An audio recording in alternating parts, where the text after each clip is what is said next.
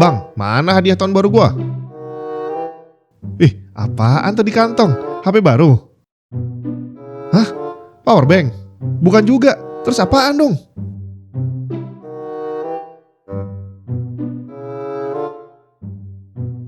PC bre.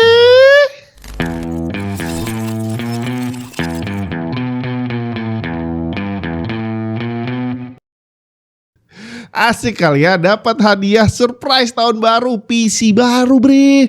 Ya ampun, kayaknya ini adalah satu hal yang nggak mungkin kita dapatkan kalau kita ngerakitnya PC. Yang pertama, nggak mungkin kita bisa ngerakit PC yang bisa masuk kantong. Dan yang kedua, iya kayaknya hampir susah ngerakit PC sekarang kali ya, karena harga komponennya lagi gila-gilaan coy. Tapi kalau kita bicara tentang pekerjaan yang memang mengharuskan kita punya PC baru di kantor, ya mau nggak mau harus ada PC. Dan kalau bicaranya adalah tentang pekerjaan, mini PC adalah solusi yang paling pas untuk saat ini. Selain spek yang udah tinggi dan siap dipakai untuk kerja berat, dimensinya mungil, hemat tempat, listriknya juga irit banget, dan sistem keamanannya juga lebih lengkap dibandingin PC rakitan. Dan yang gak kalah penting, garansinya all in, error langsung klaim garansi semuanya. Beda sama PC rakitan, kalau sampai terjadi error nggak mau nyala, kita nggak bisa langsung kirim semuanya. Harus dicari satu-satu mana part yang bermasalah, habis itu diambil untuk klaim garansi. Dan ini pun kita harus cari garansinya dari distributor mana. Ribet pokoknya ya. Dan sekali lagi kalau hubungannya sama kerjaan di kantor, nyari ini tadi troubleshoot dan cari distributornya, itu hal yang sangat memakan waktu yang seharusnya bisa dihindari kalau pakainya mini PC.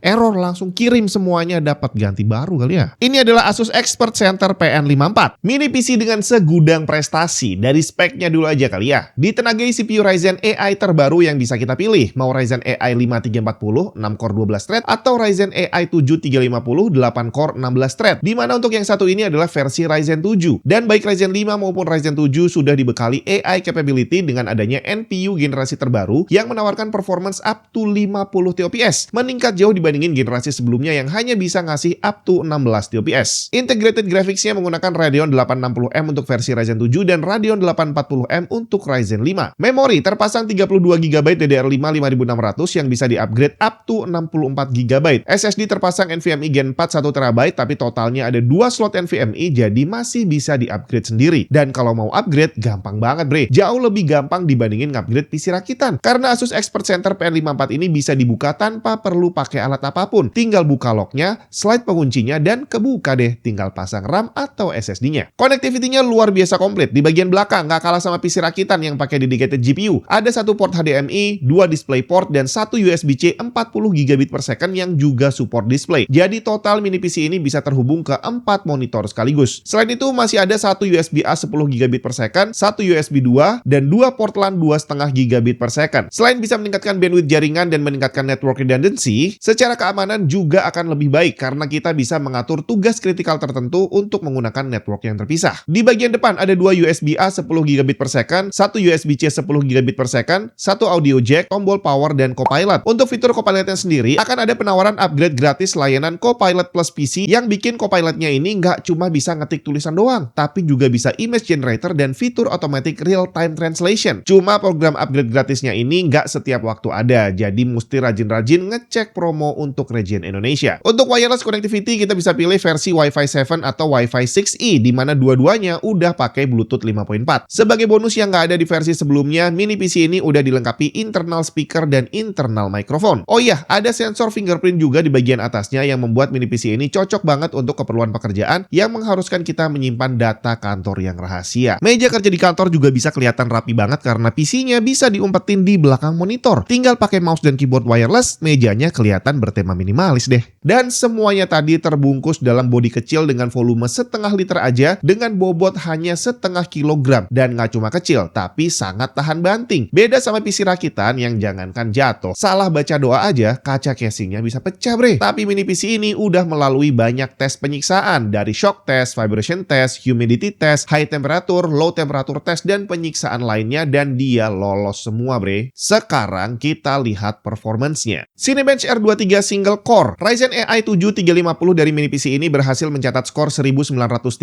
hampir setara dengan CPU desktop Ryzen 7 7800X dan Apple M3 Ultra dan M3 Pro. Sedangkan untuk multicore dia berhasil mencatat skor 15 ribuan yang setara dengan CPU desktop desktop Ryzen 5 7600X. Cinebench 2024 single core, skornya sedikit di bawah Ryzen 9 7900X, not bad. Tapi untuk multicore-nya, skornya sedikit di bawah CPU desktop Ryzen 5 9600X. Bagaimana dengan temperaturnya? Saya rekam dari kondisi idle dan jalan Cinebench selama lebih dari 2 menit. Terlihat temperatur dari idle sekitar 40-an derajat Celcius, langsung naik ke kisaran 90-an dan perlahan naik lagi sampai mentok di T-junction 100 derajat Celcius. Dan pengujian ini dilakukan di ruangan tanpa AC. Kemudian SSD performance, saya nggak bisa melakukan tes dengan metode baru karena SSD-nya cuma satu dan dipakai untuk sistem, jadi pembacaan read-write-nya nggak bisa maksimal. Dan untuk mewakili, saya pakai Crystal Dismark aja, dimana hasilnya udah cukup oke untuk sebuah NVMe Gen 4. Sequential read bisa lebih dari 6000 dan write-nya lebih dari 5400 MB per second. Tapi yang luar biasa adalah distribusi latensinya. Untuk random read latency, terlihat dia hampir setara dengan Kio Militan M2, NVMe Gen 5 untuk desktop, bre. Bahkan untuk write latensinya dalam kondisi normal 50th sampai 99th percentile-nya, dia hampir setara dengan Kio Militan M2, tapi dalam kondisi ekstrim, ternyata SSD mini PC ini jauh lebih responsif, 5 millisecond dibandingin Kio Militan M2 yang mencapai 25 millisecond. Gaming performance, sebenarnya nggak usah terlalu berharap banyak, tapi ternyata not bad juga kali ya. Untuk jalanin game di resolusi 1080p dengan setting terendah, Cyberpunk masih bisa dapat average 63 FPS, Red Dead Redemption 2 bisa dapat 42 FPS average, dan Forza Horizon 5 malah bisa dapat 74 FPS, bre. Nah, terakhir, seberapa irit listrik mini PC ini? Dalam kondisi idle, terlihat konsumsi listrik hanya ada di kisaran 5-9